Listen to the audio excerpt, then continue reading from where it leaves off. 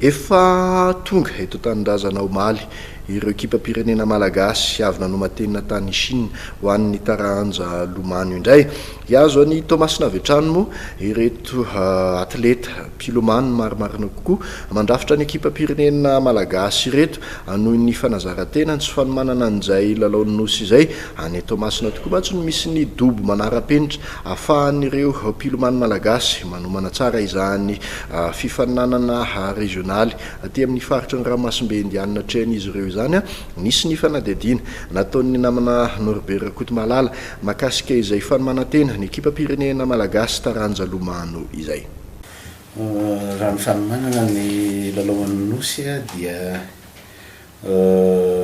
ataoko hoe efa anatin'ny tanteraka satria efa andro vitsy isanisay. Ny tsara aloha manamarika fa ny isan'ny angamba ny tsara tonga dia homary antsika voalohany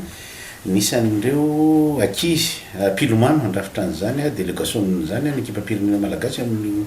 lalaon'ny nosy io dia navoaka ministera farany dia talohan'ny fahaenina amby roapolo jona dia folo mianadahy zany hoe dimy rahalahy dimy rahavavy. Ny dikan'izay zany dia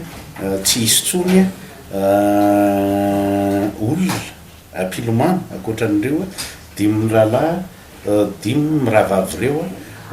andeha any amin'ny lalaon'ny nosy. Izay zany dia mifandray nefany tamin'ny fampandehanana andreo ankizy ireo nanao fanazarantena tany Chine. Nandeha tany Chine moa dia valo mianadahy.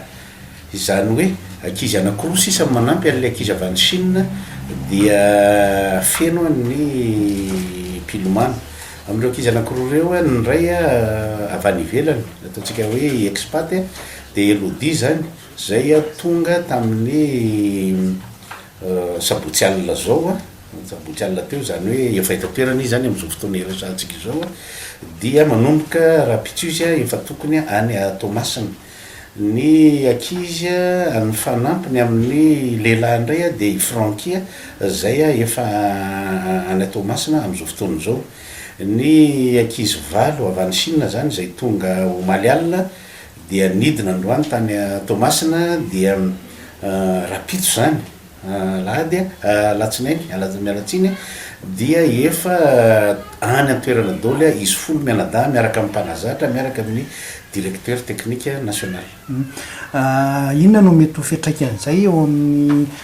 fidina medaly volamena ny amin'ny lalaon'ny nosy satria raha ny fantatra maromaro ihany ny adiva no amin'ny taranja lomano. Raha ny taranja lomano dia enina amby telopolo no medaly volamena iadina ao amin'ny taranja lomano amin'ny lalaon'ny nosy io ary zay no anisan'ny mamafona ary matetika azahoan'ny nosy rahavavy tsy amin'ny nosy la réunion ny voalohany foana fa izy dia mavita mandefa pilomano be da be ary manana ny ataoko hoe chance amin'izany fahazahoana médaille zany satria ny tokony mandrafitra ny ekipa-pirenena ho an'ny nosy anankiray amin'ny Jeux des Jules dia faharatsiny tokony ho 5 mirahalahy 5 mirahavavy zany hoe telopolo ny anisan'ny isan'ireo pilomano ny atsika moa io da araka ny teneniko teo folo mianadahy zany hoe miaina zany aloha ny chance ny médaille ny isany zany fa tsy hoe ny chance fa raha ho an'ny médaille indray raha tamin'ny farany teo tsika nazo médaille anankidimy anankiroa volamena mino fa ho tsaratsara noho izany vokatra satria nisany fanazarantena io ary ny ankizy ny anankiray nijanona teo toerana dia tsy nijanona nanao ny fanazarantena na dia teo ary ny ataoko hoe toetrandro mangatsika iny angamba ny tsara angamba ny tsoresako eto tsony ny fédération nandobo filomanotsana teny Tsimondrano teny amin'ny zone forelo teny ary ny anankiray moa Elodie zay expat matoa izy expat tonga eto zay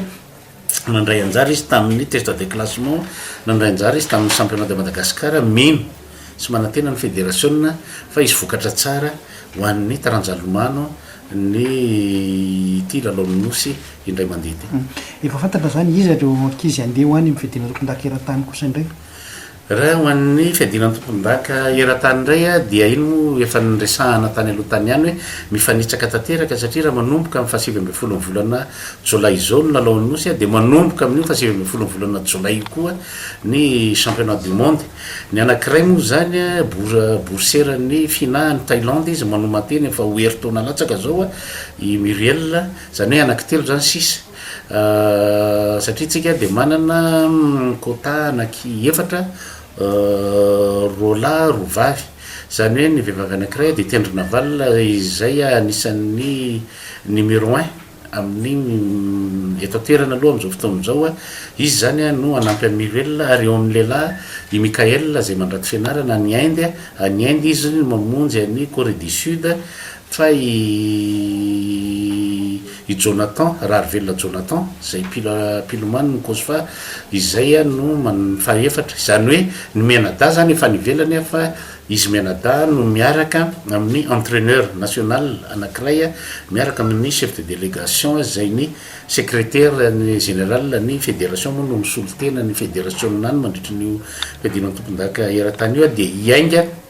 eto Madagasikara raha mipilomano any amin'ny fahafito amby folo volana jolay ihany no ialy eto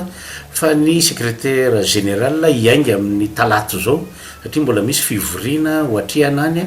dia amin'ny talato zao no miainga ny secrétaire général fa ny pilomano Menada miaraka amin'ny entraîneur any amin'ny fahafito amby folo volana jolay ihany no miala ianao moa miteny za moa miteny teo hoe fahasivy amby folo volana manomboka izy nouverture officielle ny championnat du monde dia amin'ny fahasivy amby folo ny volana jolay